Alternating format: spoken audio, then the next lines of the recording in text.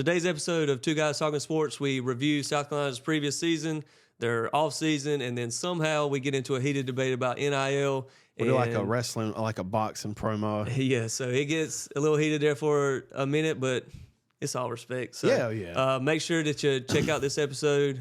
We also cover a little bit of NBA All-Star Weekend. MLB jerseys look terrible. Yep. And a little bit of college baseball starting. And if you haven't, like and subscribe to the channel. Make sure you share it. Like this video and share it.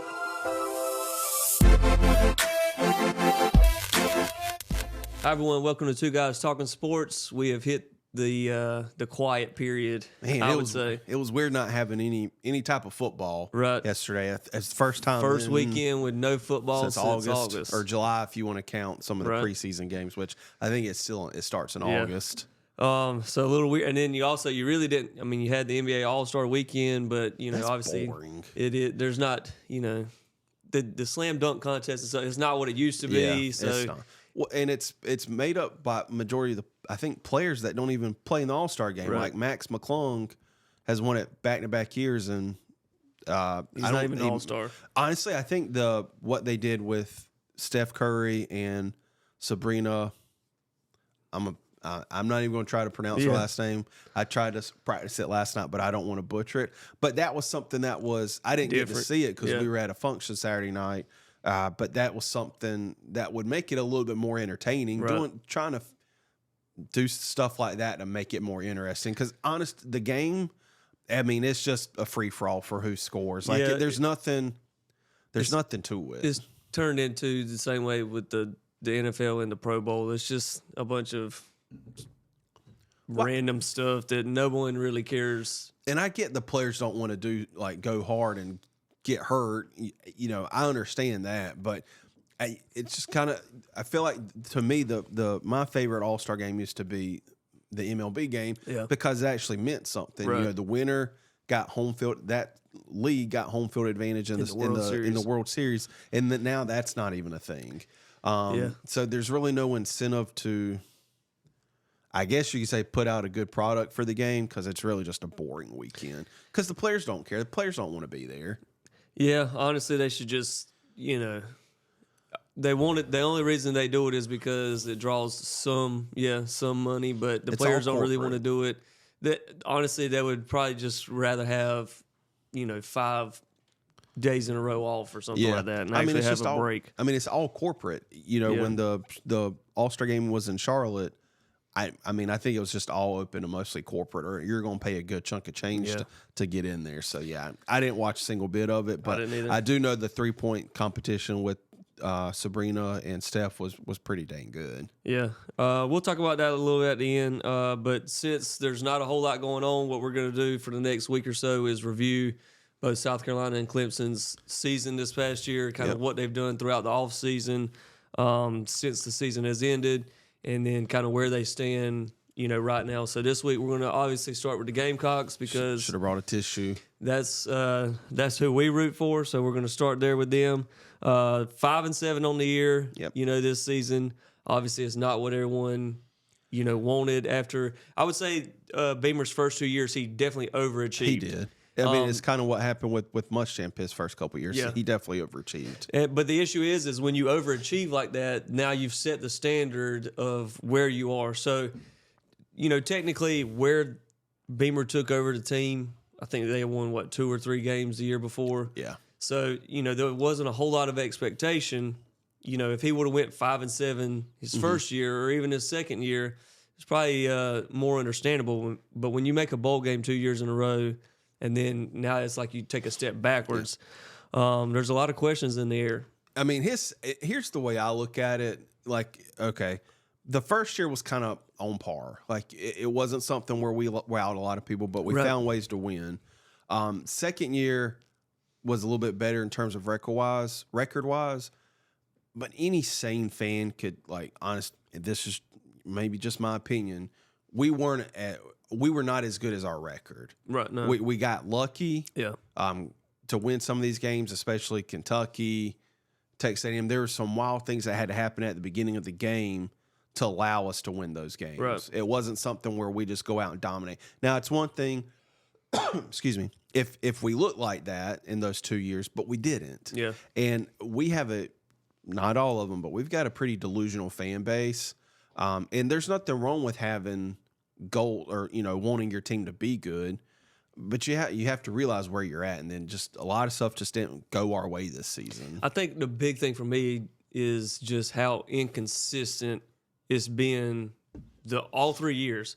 Yeah. Because you'll have games where you look dominant. I mean, if you look at not this past season, Previous the season. 22 season, whenever they beat Tennessee and then Clemson, and then played extremely well in the bowl game against Notre Dame. Yeah. I think that's why coming into this past season, people had a lot of expectations, is because you probably didn't actually look the way that your record showed that you were, but you did finish the season strong coming into this year. And it was like, okay, maybe they looked very inconsistent at the beginning of the year. They were up and down, but then they kind of closed out 22 really well. And then you come into 23 with a lot more expectations. Yeah. You got Rattler that was looking like his old self. And hey, in 23, Rattler was the star. I mean, he did what he did. He did everything that he could possibly do to make that team succeed. And, so you can't put it on him.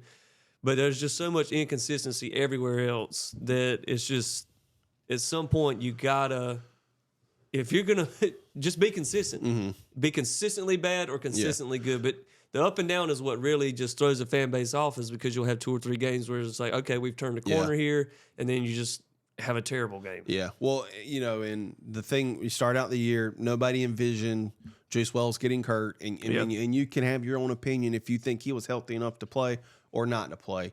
But when your focal point, I mean, coming in this year, nobody even thought to think Xavier Leggett was going to be what he was this year. So you didn't really have that expectation. But when you had probably the top returning receiver in the conference coming back, and he really goes down. I mean, he wasn't healthy going into the season with the foot injury. Yeah. Then, I mean, he tried to go the first 2 games against UNC and Georgia. A wrench gets thrown into your season. We didn't really have a true running back at the beginning of the season. You can love DeCarrion Joyner for doing what he did for the team, but he wasn't a natural running back. We had Mario Anderson come on late, the middle of the season. Right. And, he even admitted, this was something I had to get caught up to this type of gameplay, which is why he didn't play at the beginning of the season as much. I think every offensive lineman went down. I don't know how many, iterations of the offensive line we put out there, but it felt like for mostly every game we had a different starting offensive line. There's just no continuity. And, it's almost like everything that could have gone wrong this season did. And one thing, and you talked about this with the offense, the defense this year. Yeah. It was the same issue week after week. And then, like it was the previous season with the offense, 3 or 4 games left in the season, they decide to change something up. Yeah, that makes no sense. That's the thing that irritates me, is why did it take getting to that point to realize maybe what we're doing is not working? And really, let's try something else. It took else. more than that, because you didn't really realize it in the 22 season, because the offense was kind of pathetic for the most part. And so you didn't really realize how inconsistent, I would say, not terrible, but they were just inconsistent on defense as well. Yeah. Because once you finally got through like 6 games in the 23 season, you're like, all right, this defense is terrible. Yeah. And then you finally look back, and I can't remember which game it was, but they were like, look, this team has given up 20 or more points in like 16 straight games. Yeah. Like, I think it was always that's including like, and no disrespect to, these smaller schools like Furman and stuff, but they're still giving up 20 or more points to schools like that. And you should dominate those types of teams. Yeah, and then like you said, they finally decide to switch something up. It's like, you should know within the first 2 to 3 games, all right, like what we're doing is not working. And especially because there wasn't as many injuries on the defensive side of the ball. I mean, Eamon Worry was kind of unhealthy for the first 3 to 4 games, and he got healthy. Excuse me. So it's our wins this season were against Furman, Mississippi State, Jacksonville State, Vanderbilt, and Kentucky. Yeah, and barely beat Jacksonville State. Jacksonville State. But that's one of those teams where it, honest to God, could go either way. It should never get that way. But for the team that we have, had last season, it wasn't very surprising. And really the only loss that irritated me last season for something we could have won was Florida. Yeah. All the defense had to do was make a stop. Yeah. And they couldn't. And that's just, how it was all year. I mean, it was like when the offense was doing everything that they could at the beginning of the year, defense was letting them down. And then it kind of flipped where the offense, kind of lost its mojo towards the end of the year. And it was like, all right, now the defense is stepping up. And I think that those last 4 games where the defense looked better is obviously what has saved, That got us the wins. It did, but Especially I think it saved Kentucky. Clayton White's job. It did. Yeah, it bought him another season.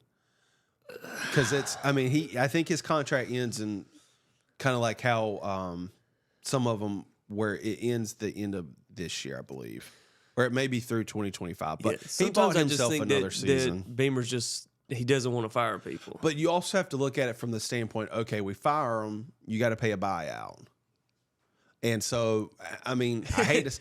But I hate to say it. But the thing is, we're not a school with rich donors that we can just shell out. Because you look at it, we're still paying Will Muschamp that huge buyout.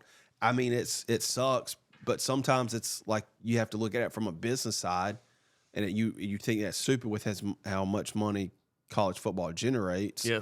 But I think it was more of like a business decision. Like he bought himself another season with those final 4 games, whatever. It honestly started the second half of the Texas A&M game, or maybe the Texas A&M game in general. It's the Clemson game. Yeah, offense couldn't do anything. Right. Defense did their job. Like I said, if he can do what he did those last 4 games defensively going into next year, but the thing is like you can't trust it because that's what they did in 22.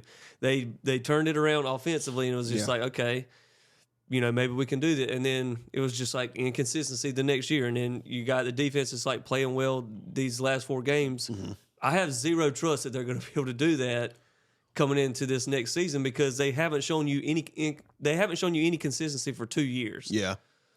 Yeah. Really 3 years with Clayton White. He's been there since the beginning. Yeah. And it's never been like, oh, they got a stellar defense. Like, at some point, you got to make I get it. It could be a business decision. Like, you don't want to buy them out. But you could be paying out a bigger buyout if you end up having to get rid of Beamer because he's hanging on the guys that just aren't getting the job done. Yeah. Honestly, I don't think Beamer's going anywhere. He's got at least 2 more seasons. And, we can kind of go into the coaching staff changes because there were some changes on the offensive side of the ball and special teams. Another thing, special teams was kind of underwhelming this year. Right. And I get like if you get in certain scenarios where you can't be as aggressive as you want, but at the same time, it's kind of with like Dan Campbell and Detroit. Just sometimes I just want the points. Right. We don't need to be playing Alabama this year, knowing we're an underdog and trying to go for go for it like on a fake field or fake extra point. Kai Kroger didn't really have a good season. No. He got better as this final 2 or 3 games maybe. I don't know what that is or what was his issue last year. Like he was so good the season before. I think they just tried to finesse him too much. Mm-hmm. Because really the season before, it was just like, all right, he was just bombing them. Yeah. And that's what he was good at, just kick it far and, flip the field. And then I think they tried to finesse him too much of directional punting. Yeah.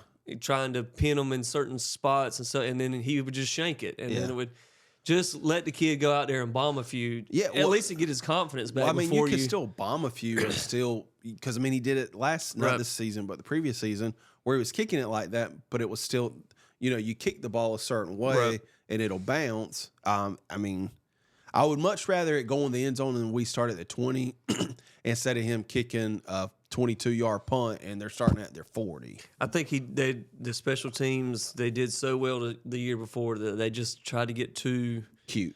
They tried to just be too finesse, just go out there and do what you've done. You don't have to switch things up just because you're doing well. You don't have to try and add and do new things. Just do what's making you good. Well, and another thing is teams called on what we did 2 seasons ago, and probably kind of coached for it this past season, so you couldn't do it.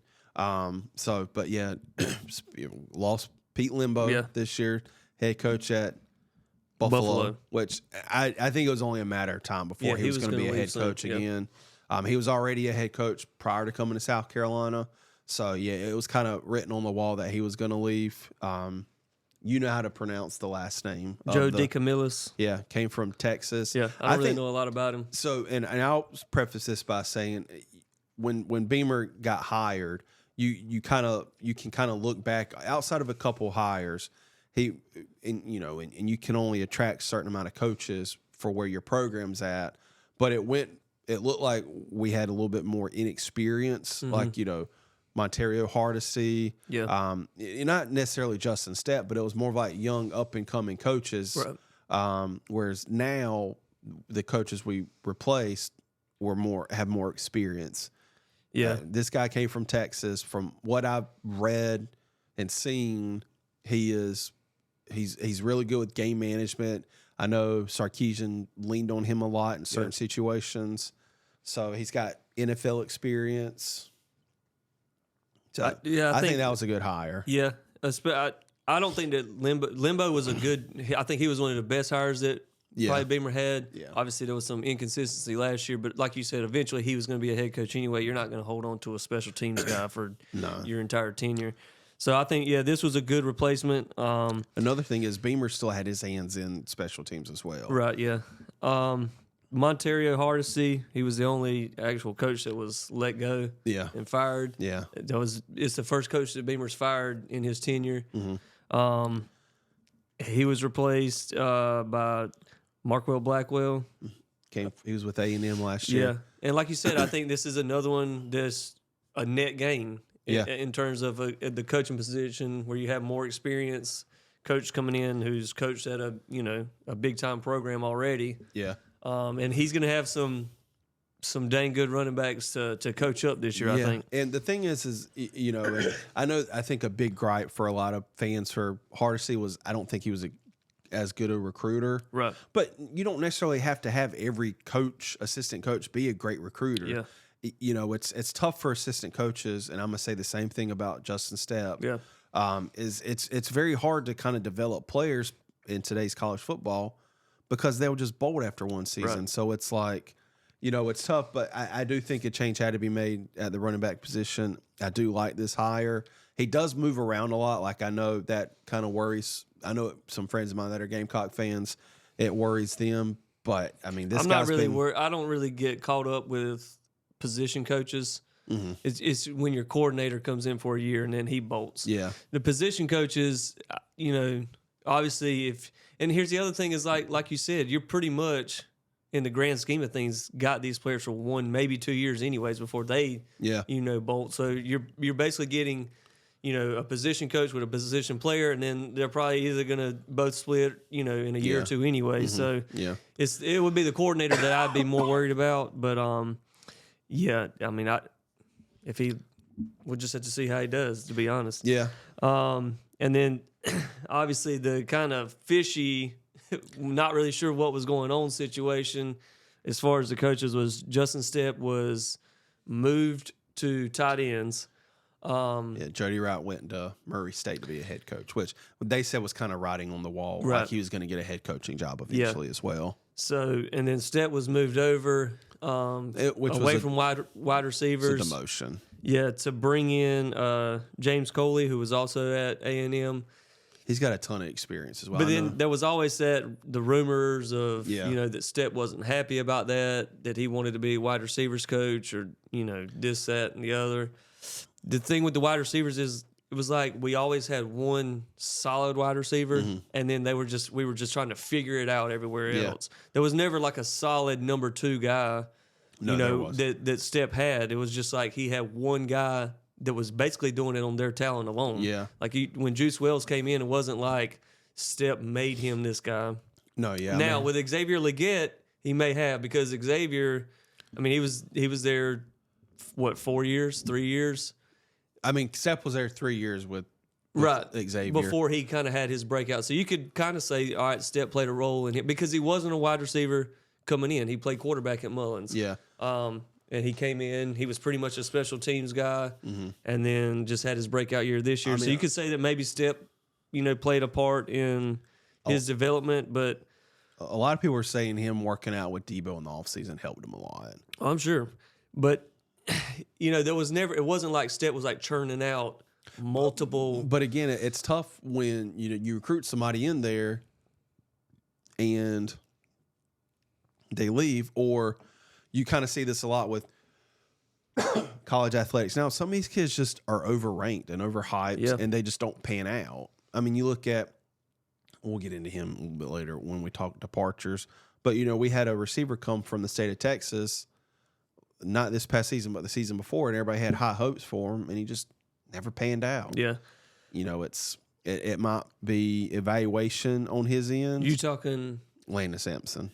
I think he had a lot of family issues going on too, from what I was told. Yeah, nobody's really said anything, but I think the only game he got in to see his freshman year was the bowl game at Notre Dame, and I mean he just it was a couple plays, but he just didn't. But you don't know. But again, at the same time, like it's tough to develop talent when they don't stay there. Yeah, and you're constantly having to restart, or if you're getting the way college football is going with the transfer portal, a lot of these guys are already really developed coming in.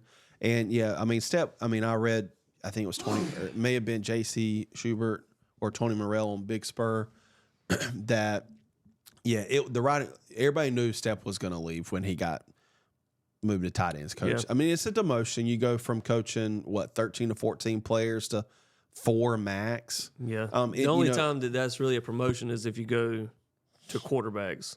Yeah. When you're dealing with less players. Yeah. That's the only promotion. Yeah. And I mean, it's, the way the tight end position's going, like I love the way Beamer tried to play it all, spins on it. But I'm sure Stepp was not happy about that move. And it shows because he's at Illinois now. And he's kind of the opposite of what Hardesty was, where Hardesty wasn't, known as a great recruiter, but Stepp was. And I think that's one reason why they wanted to do something different as the wide receivers coach.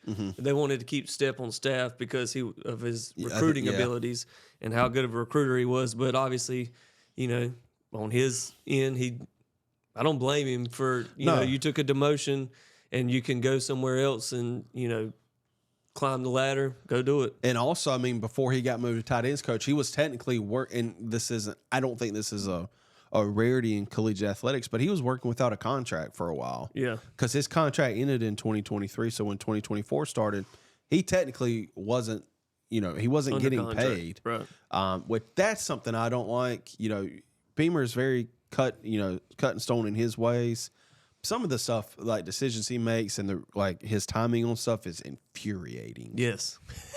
Like, I get maybe on the back end, like if you're going to make a position change, you would rather have the kid on campus. Yeah. And that way you give the new position coach time to talk to the kid. But it's rare.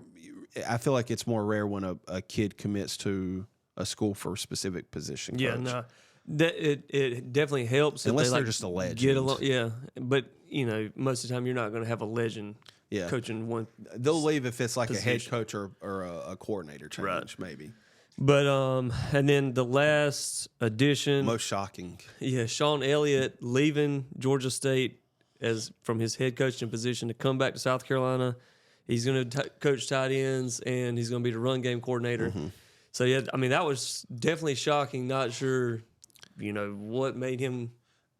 You're going to start seeing it a lot in college, and you're already seeing it a lot in college football. You can always look, into the specific situation they're leaving. Was he really guaranteed a future at Georgia State? Right. I don't know, but he didn't really take that much of a pay cut. It's less responsibilities for him. Like I wouldn't want to be a head coach in college football, much less at a smaller school. Right. He's in Georgia. He's in Atlanta. So if he has 4 or 5 good players, they're gone, and they have a good season. They're gone. They're getting poached. They can't compete with NIL. You look at Chip Kelly. There was rumors he was going to get. This was possibly going to be his last season, anyways. But he left to be from being the head coach at UCLA is now the offensive coordinator at Ohio State. You had the head coach at Boston College leave to go be the defensive coordinator for the Packers. Mm-hmm. So, I mean, it's going to be a thing because, I mean, dude, it's being a head football coach in college football can't be fun right now because you think majority of their time is recruiting and trying to keep their current players on staff in school. You got to recruit your players that you got there. You got to recruit high school players, and you got to recruit players that you're trying to get to come in from other, through the portal. As much as South Carolina, then try and practice and game plan and scheme and hire coaches and make coaching changes. So I mean, it was always a 365 job, but now it's like 24/7, 360. I mean, it's never ending. And as much as South Carolina fans hate Mike Locksley in Maryland. He said this the other week where he had it wasn't a starter. It was like a second or third string running back come up to him. He's like, if you don't pay me $100,000, I'm leaving. It's like, what is this? Yeah. It's just, and we've talked about this ad nauseum on previous episodes. The way NIL is going is not what it was meant to be. No. And you can see the NCAA is trying to rein it in a little bit. You can't. But again, you can't do it when you basically tell them have fun. Yeah. Go let it loose. You can't rein it in. But I think that's why you're starting to see a lot of head coaches just take assistant coaching positions because it's less for them to worry about. Yeah, and then you also with how all this stuff is going, and then now you got these schools with the tampering. It's like nobody really knows what the rules are now, anyways. Like, what is considered tampering? Like, how do I what can I say and not say now? It used to be you knew exactly what tampering was, but now it's just like, all right, I could say. And I mentioned it before, when Saban said what he did to the LSU running back. That was a joke. But the thing is, he had left Alabama to go to LSU, though. I think it's all about context. Like, if you're... But you can't say context. It's rules are cut and dry what tampering is. There is no, okay, well, you took what I said out of context, so it's not tampering. No. If you say it legitimately to a player, and then another coach says it jokingly, you're saying the same thing, and a rule is a rule. You can't. How do you justify context? Okay, so say you're a head coach at Georgia, all right, and I'm a head coach at Furman, and I've got a dang good athlete, and somebody on your staff is reaching out to either him or his parents or representatives before he's entered the transfer portal. That's tampering. If I have a player leave and go to you and we play each other and he doesn't play and you can joke, like, to me that's not tampering because it's like making a joke. But does it turn into tampering if 2 weeks later that running back enters the portal and goes to Alabama? Yes, then it's tampering. So then it's not context. It was breaking the rules. That's not breaking the rules, though. That's not what Saban did. Was not breaking the rules. He told a player, you would be playing more at our school. But he left Alabama. Jokingly or not, you got to know that there is no context. It's black and white. It's rules. There is no. I'd agree with area. you if the kid left and went back to Alabama, but he didn't. Like, I mean, he clearly was joking with the kid. Then it makes it a joke. But you can't. If there is a situation where you said, if this happened, then it's rule breaking. But since it didn't, it's a joke. Then it's not. It's tampering. It would be different if the kid didn't transfer from Alabama to this school. No, it's not. Yes, it is. No, it's not. You told a player, Steven, come on. We've talked about this. More. Literally, nobody agrees with that take. You're the only one who thinks I'm the only one who said that rules are rules, and you can't say, in a court of law, you can't say, well, technically I was speeding, but nobody pulled me over. You would have a point if he went back to Alabama. If you're speeding and no one pulls you over, are you breaking the rules? Are you breaking the law? Technically. Yes. But that's technically, not... just because the player didn't end up coming back. But that's not tampering, though. It is. If he'd have been like, you should, like, I don't know. Like, if it wasn't Nick Saban, they would have investigated No, it. they wouldn't have. Yes, they would have. No, they wouldn't have. They would have. Because he didn't leave. They don't investigate people now. Okay, so, all right, let's say... The only reason why... because he didn't leave. The only reason why Alabama and Iowa had to self-report is because Caden Proctor said on national TV that the Iowa coaches were still reaching out to him when the season started. And then I think it's a parent... This is... After Saban left Alabama, I think a parent said something that got them in trouble. So you can say whatever you want to say, and if there is no result, then it's not tampering. But if you say what you want to say and there is a result, then it is tampering. I think you have to look at when it's being said and what's being said. Okay. Well, even with that take, what I'm saying is nobody knows. There is no set What Saban did what was it not is. tampering. That's not. He wasn't But trying the to thing get the is, kid to for come it back to to even be Alabama. up in the air means that then nobody knows what true tampering is. If someone you're comes you're trying to get a player to come to your school before they've entered the transfer portal. tampering, Yes, that's what it is. Saban wasn't doing that. you can say that in hindsight. He had a relationship with the kid already who left Alabama to go to LSU to go play. I don't know if he didn't play or not. And then Saban jokingly told him that, which they have a previous relationship. No, that's not. That's not tampering. So, but the thing is like there is no set rules. So if we all have our opinions on that situation. Yeah. But the thing is, because there is no like set, this is clear cut and dry tampering. You can make the argument that jokingly he had a previous relationship with the kid, whatever.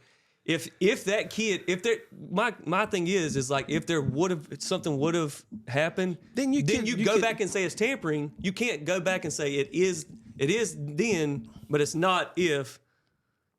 It's either it is or it isn't. We'll just have to agree to disagree on this one. That's in this situation, but we can agree that there is no set, that the reason why we can agree to disagree on this and have a disagreement is because nobody knows. Yeah. Because nobody knows. Yeah, there's tampering that goes on. There is. Right. South Carolina probably even does it. Everybody does it because I'm sure nobody Alabama knows. does it, but in that specific situation where he told that player that was not tampering. Because here's the thing: is like technically they're not supposed to talk money with players. But let's just say a player says, I think a portal they can. But let's just say a player says, I need $100,000 to come here, and Beamer just says, oh, we can probably make that happen. Well, technically, he's not supposed to talk about money. So that's tampering. But all he said is, we could probably make that happen. I think the rules are different in the transfer portal editions compared to high school. That makes no sense. I agree. See, that's the thing. Agree. It's like nobody knows what's going on. But the thing is he can get more more information from the NIL collectives for transfer portal players because you know what they're going to be. You know what they are. Whereas like a high school kid, you don't know. Like, listen, I can't promise you anything, but I guarantee you we're going to get you the most thing. It's just like it's different when you go to hire somebody that's fresh out of college and into the workforce. They don't really have a position to stand on. I mean, I get all that. I'm just saying I don't understand. Compared to like if you want to go poach a player, an employee from an employer, you may have to pay them a little bit extra to come, or like you may, it's the same concept with the portal compared to high school, where you can get more concrete stuff from the NIL collectives compared to a high school kid because you know what they are. It would be like if, but here's on the flip side is like a high school player can come in and say like, look, people have evaluated me. They're telling you I'm a 5-star, so I should be. And you saw that with the kid that, I don't know his name, but he was at Florida. He committed to Florida. And they didn't pay him enough. Yeah, and then you're seeing it with the freshman quarterback at Tennessee, where they paid him all this money. I mean, it became a bidding war. And there's bidding wars with the portal editions because there was a transfer that was committed to Carolina that ultimately ended up at Boston College because Boston College offered him more money. And he was trying to leverage that to get more money from South Carolina. In college, it's very rare when you see that in high school. Yeah. It's mostly at the quarterback position where these big schools they can do that, but you don't. It's a rarity for the high school kids compared to the college kids because, at least from an evaluation standpoint, from a football staff, like, okay, Spencer Rattler, we know what we're getting from him. You don't know what you're, in terms of like recruiting him, you don't know what you're going to get from Lenore Sellers coming from South Florence High School to South Carolina. I mean, yeah, with like the big time players transferring from big time schools. But I see it the same way. A 5-star coming out of high school versus a guy who played at South Carolina State. But there's always flops like that. The guy from South Carolina State's not getting a ton of money, right? But it's an evaluation. It's all centered around the quarterback position. That's where the big money's paid at. These position players outside of a few receivers, they're not getting these gigantic contracts. My thing is just nobody NIL. knows. It's just such a Wild West thing that nobody knows. And they're not employees of the school, so these collectives don't have to really release unless they want to, or unless the player or their representatives want to release it. But like I said, when Beamer did this podcast before this last football season, the guy asked him, what's the big, is it night and day different the way you recruit high school in the portal? He's like, yes, because you can talk money and figures with the portal players compared to the high school players because, again, there's no evaluation based off them. Like the kid at Tennessee, you just had a collective saying, we'll give you this amount of money because you're one of the top quarterbacks in the country coming out of high school. Yeah. It's just there's just I agree there's no rules and regulations. There's just nothing. But it's completely different trying to get a high school player to a to a college coach. But we got way off topic there. Yeah. But the Sean Elliott hire, I think, is going to be a dang good hire because it adds some toughness to the team. A lot of fire. I think he's going to help coach the line. Yeah. All right, let's get into transfer portal departures, additions real quick. I try to get we as got many a teams bunch of names in here that but they where they went. Let's hit the big ones. Yeah. Mario Anderson, I would say that was a semi-big one. It was a shocking decision to me. A lot of people were upset with him because it was like he came from Newberry and, he gets a chance to play, excuse me, in an SEC school. He obviously starts thriving and then bolts, and a lot of people were kind of upset with that. But it didn't. Really but I don't blame him. Here's the thing: is like on the back end, I think he knew the guys that were coming in behind him, and he was probably going to lose playing time. And let's be honest, he had a dang good season, but outside a few big runs. And that may not solely be on him. It could be the inconsistent line play with the injuries. Yeah, but it's not like he's this 1,200-yard rusher, right? That that he came up and we took care of. Kudos to him for trying to get more money. Excuse me. I really think it was more money, but I think also he knew with Rocket Sanders coming. Yeah, even the other. We'll get to the addition soon. I think that he knew he was about to lose playing time. He could probably go get more playing time, more money at Memphis. So I don't blame him. I think it was just a shock.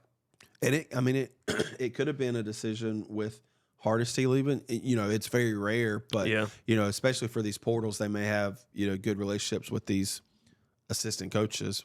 But at the end of the day, the Beamer and them and company have done a great job with what we lose in the portal, replacing them. Omega Blake, I would say that was another semi-tough.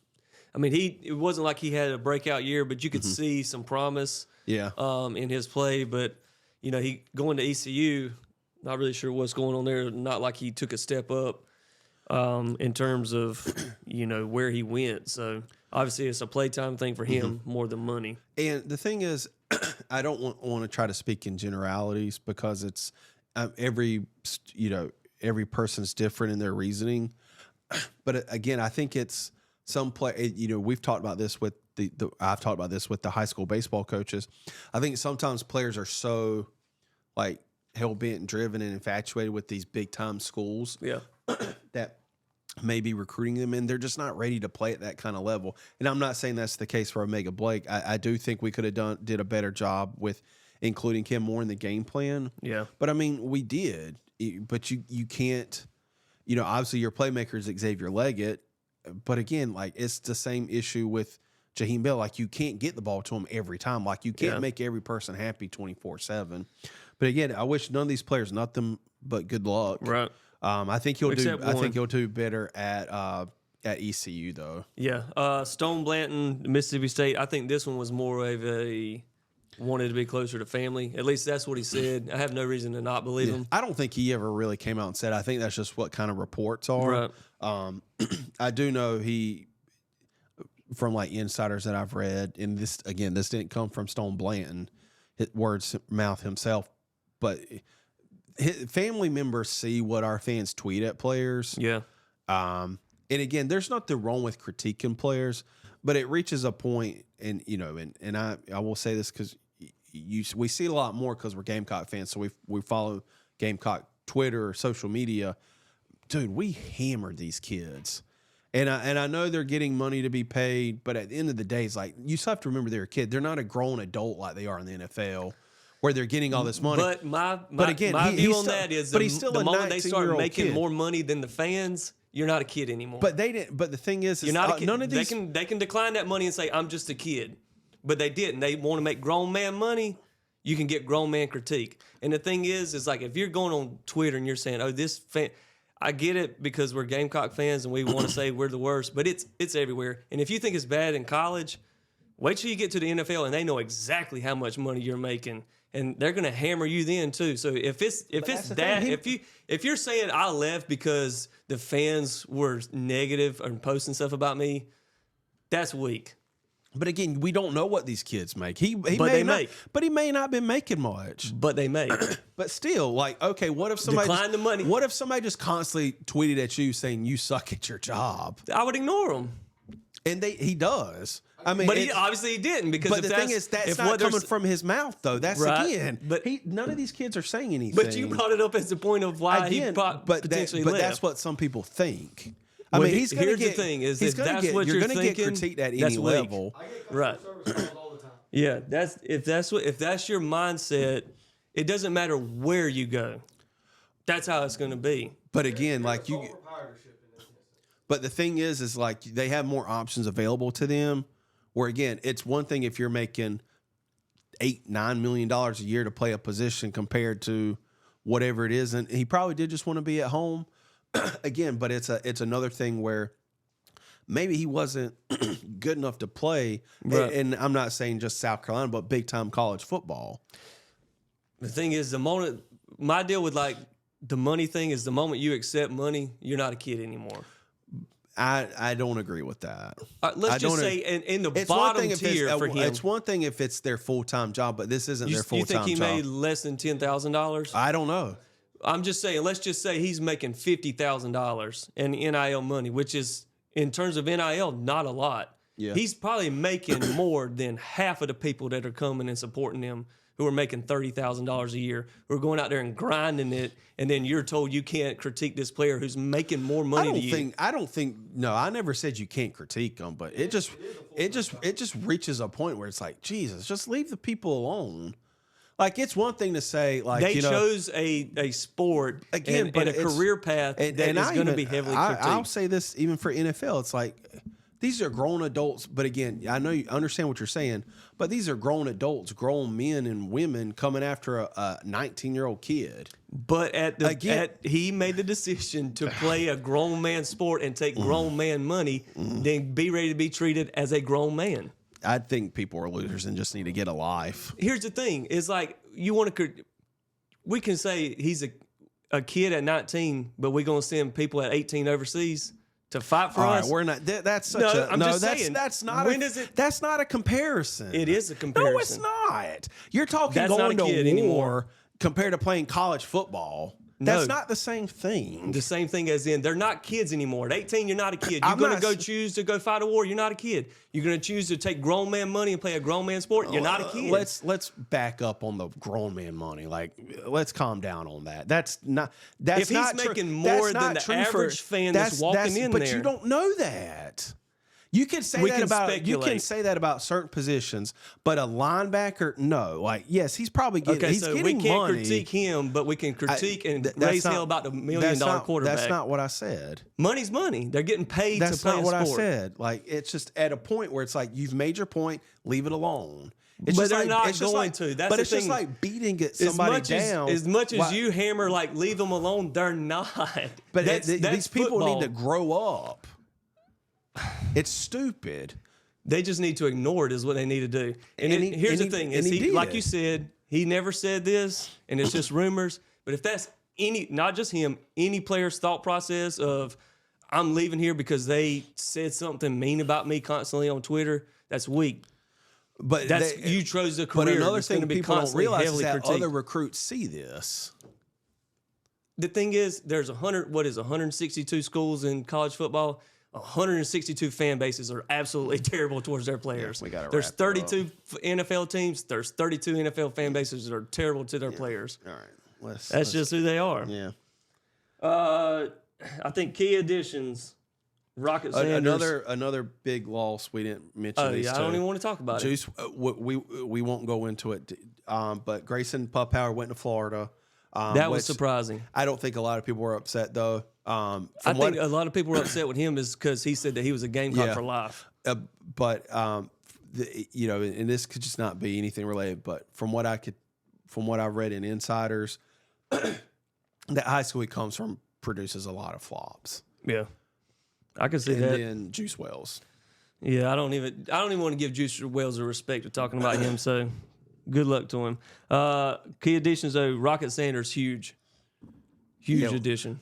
We definitely hammered home with the running back position and the defensive line position, and that's really what we needed. Yeah, picked up a few wide receivers. Again, I think we need wide receivers. I think the kid from Coastal, Jared Brown, I think he'll be good. We're going to be smaller at the receiver position this but year. It seems like that's how we've always thrived with, don't want to talk about him, but Juice Wells is a smaller guy. Debo was a smaller guy. Some of our best receivers that South Carolina's ever had was just smaller receivers. Let's see, any other? Oh, Amari Huggins, want to shout out him, coming from Dillon. He was at Louisville, coming back to South Carolina. Which I think it was only a matter of time because the coach that recruited him there left. Or I don't think he got fired, but I think he just took the Cincinnati job. Yeah. All in all, in terms of, I know when the portal opens up, South Carolina lost a lot of players, it seemed like, just back to back to back. A lot of people started freaking out. But I think in the, once the dust settled, I think it was a net gain. I think we replaced the players with better talent. Yeah. And then we added in positions that we needed to add. I think the biggest addition was Robbie Ashford from Auburn. Because if you think about it, we lost Colton Gaither. We lost what? Luke Doty's not a quarterback. So I'm not going to consider him a quarterback. Tanner Bailey, Colton.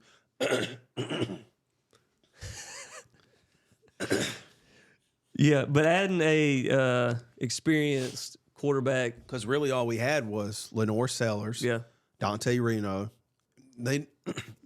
None of them have, any experience. Sellers got in there, but this not season real experience. It was against Vanderbilt when we were killing them in Furman. So and Beamer even said this, he had quarterbacks wanting to come here, but they wanted a guaranteed starting position. Yeah. And that's one thing I will give Beamer respect on. Like, he's not going to overpromise anything. Yeah. So overall, I think, net gain as far as portal. Yeah. We got Gilbert Edmonds back. Yeah. And then which should show it's not grass isn't always green on the other side when you're going for and that's money. what Beamer said is like sometimes you got to leave to know, what you're missing. And he stayed in good grace. Like I think if you're going to leave, there's a right way to do it. And if you're, and some players aren't doing it the right way, in my opinion. But I think from what we've said, Gilbert Edmonds stayed in good graces with the coaching staff. Yeah. So all in all, good job by Beamer and staff on the portal. And keeping players there. Yeah. Keeping a lot of players. Because there's a lot, from what I heard, that were ready to bolt. Yeah. And I think this is why you're seeing a lot of coaches exit head coaching jobs in college football. Yeah. But he did a damn good job. And then I think it was the best high school recruiting class that South Carolina's ever had in terms of where they finished. I think since One of the 07, best, since the class we got Stephen Garcia in. But it's a smaller class. Smaller class, but some big names, I think, especially, Dylan Stewart. And, he was one who they were always like, he's probably going to end up going somewhere else. Yeah. And and he was, I can't remember if it was an all-star game or where they were at. Yeah, it was and the one of the guy all-star was games. interviewing him and basically trying to get him to dog South Carolina. Yeah. And he was like, look, I made a commitment to this program because this is where I see myself. Yep. I hope that this doesn't change in 2 or 3 years because it kind of deal with same deal Pup Howard said, I'm a Gamecock for life, and then he bolts. Yeah. But Dylan Stewart, he seems like, he's locked in, ready to be a Gamecock. I mean, same with Josiah Thompson. Yep. Dylan kid. Yep. I think he's got the potential to be dang good. Yeah, there was a lot of coaches still heavily recruiting him, even after he had committed, still trying to get him to flip over. So, I think it speaks a lot when you, especially the way high school recruiting, what it's turned into the past 5 years, where if a kid commits early, you're always worried. Yeah, but it seems like with the bulk of our recruiting class, they committed early. They stay. Yeah, but it's important to get bigger names committed early because it helps recruit. It helps, and all these kids had great relationships with each other. Yeah, and I think, and he was about to be my next one is Dante Reno. He was. Yeah. He committed really early, and then he basically turned into a recruiter on staff because that's what he you was got to constantly recruiting guys, and I think that helped bring in a lot of them. So definitely bulked up some on the offensive line. Yep. Defense end, got a few linebackers, a couple wide receivers, and then obviously Dante Reno. Yep, Matthew Fuller. I think that Dante Reno, I mean, he might come in, the way just watching him play and the way that he throws the ball, don't be surprised if he make some noise during spring and summer. Yeah, I agree. So, but all in all, the Gamecocks, as far as the talent that they brought in a lot more talent that they should be better this coming up year. I'm not going to make any. We'll do season predictions later on. Stay healthy. Yeah, I want to see the spring and how they go through the spring. But I think Beamer took a step in the right direction with the coaching staff, where he went with more experience. Compared to and like you said, he had that ability now because they know who he is as a head coach now, so it's easier to go and get these guys. And he worked with the wide receivers coach at Georgia, so he had a previous relationship with him. So in terms of off season, after a pitiful regular season, I think that they got better as a whole group. Yeah, coaching, player wise. Obviously, I don't want to make any predictions right now without actually seeing how they all work. And you never really know until the season starts. I'm sorry, the spring game is just a glorified scrimmage. Like, it doesn't prove anything. It's more for the fans. It's more just like a interaction with the fans because you hadn't had football in a few months. Let's give them something to watch. Quickly, one thing. We'll just mention one thing. College baseball has started. Clemson and Carolina both swept. Yep. So good Clemson had to come back from now that. Could be like a 1-0 lead, but Clemson had to come back in all 3 games. Well, South Carolina had to come back in the first 2. Miami scored first, and then yesterday South Carolina threw their combined no-hitter, first since 2008. One topic we did talk about earlier, the NBA 3-point contest, bringing in Iowa. I don't know. It's Sabrina, I'm not going to. There you go. It's Inowascu. There you go. Inowascu, maybe. Y'all know who we talking about. yeah. I mean, it was. I think it's. I mean, because you can. There's clearly a difference between the NBA and the WNBA. Right. But you can either shoot or you can't shoot. When it comes to just pure shooting, nobody's in front of you. Are you a sharpshooter or not? And I'll give her tons of credit. She actually shot from the NBA 3-point line. Yeah. And still did really good. Right. Because I think. I didn't watch it, but I heard where Kenny Clark was like, I think she wins this thing if she's shooting from the WNBA line. Yeah. So he was like giving her props too. It was like, I think she still did use the WNBA ball. Cool. Yeah. I don't care. Yeah. Use whatever ball, whatever line. That is something I don't think you should change because it's very different. Right. I don't think Steph would have done as good if he used a WNBA No, he ball, wouldn't have. Just because they're the completely different weights. Yeah, the size. It would be like you constantly swinging like a 33-30 bat and then going to like a maybe next 29. year what they should do is they should do one round, both of them using the NBA ball, one round both using WNBA, and then one round they each use their respected league. Mm-hmm. And then we'll do best 2 out of 3. You'll see Caitlin Clark in it. Oh, yeah, and she might win. Bro. She breaks the college basketball, women's college basketball points record. It'll probably never be broken for a long time. And honest to God, dude, you don't really see – and I think it might just be because the 3-point shot, but it's just electric. Like, you don't there's really no – in the college, especially in the men's game – you don't really see players like that because they leave after the first year. Yeah. Like, it's just a stop. And she's got one more year. No. She's senior. I thought she had another year. I think she's a senior. If she broke that record in 3 seasons, good for her. Gone. But no, this is definitely her last year in college basketball. And then she'll be in the NBA next year, is what everybody's saying. Yeah. I'd love to see that.